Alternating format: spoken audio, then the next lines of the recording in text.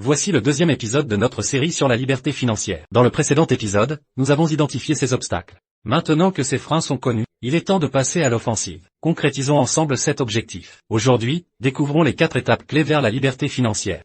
Un chemin accessible à tous pour atteindre l'indépendance financière. Une méthode concrète et réaliste à 100%. Alors, commençons sans attendre.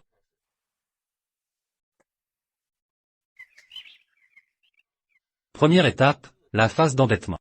Nous naissons généralement sans dette. Les parents assument nos dépenses basiques durant l'enfance. Mais en devenant adultes, l'autonomie survient. Prêts étudiants. Crédits immobiliers. Financement de projets. Les dettes s'accumulent. Sans compter le crédit revolving, qui transforme en débiteur. Si vous êtes dans cette phase, oubliez temporairement la liberté financière. Votre priorité, éliminez toutes vos dettes. Listez précisément chaque dette. Prêt voiture, crédit conso, carte revolving. Ces dettes sont des freins qui entraveront votre progression vers l'indépendance financière. Analysez taux et échéances. Remboursez d'abord les dettes coûteuses. Établissez un plan de remboursement strict, sans nouveau découvert. Mobilisez toutes vos ressources. Travail supplémentaire, pour sortir au plus vite de l'endettement. Pas d'excuse possible ici. Toute justification équivaut à une fuite face à la réalité. Incompatible avec la liberté financière. Deuxième étape. La phase zéro dette. Atteindre ce palier mérite toutes nos félicitations. Vous renaissez financièrement, tel un nouveau-né. Cette métaphore signifie que vous accédez à une vie financière repensée.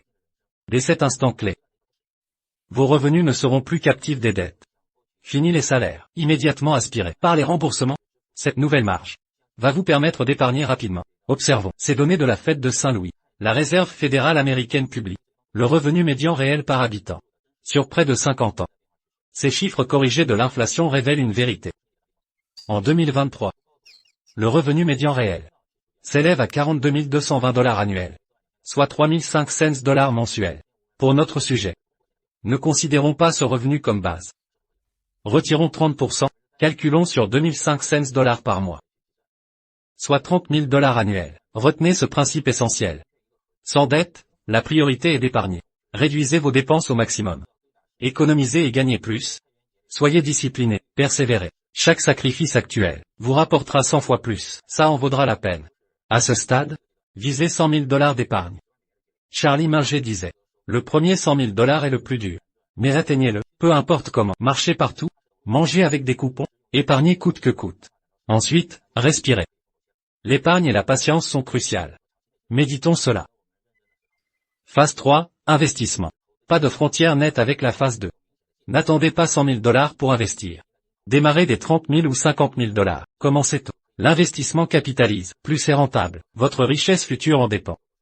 Les intérêts composés? Un sujet complexe, piégeux. On y reviendra en détail. Sachez juste, investissez tôt. En phase 3, choisissez vos actifs. Privilégiez les revenus passifs. Voir notre précédente vidéo. Sélectionnez ces actifs. Investissez régulièrement. Laissez le temps agir. La richesse viendra. Phase 4, la liberté. La croissance s'accélère naturellement. Buffett disait, je savais jeune que je deviendrais riche. Grâce à ces investissements longs. Quand vos revenus passifs dépassent vos dépenses, la liberté financière est là. À ce stade, vous êtes indépendant. Vivez comme vous l'entendez. Semi-retraite, passion. Savourez cette nouvelle liberté. La liberté est subjective, d'où le terme préliminaire. La liberté financière est vaste. On approfondira dans la prochaine vidéo.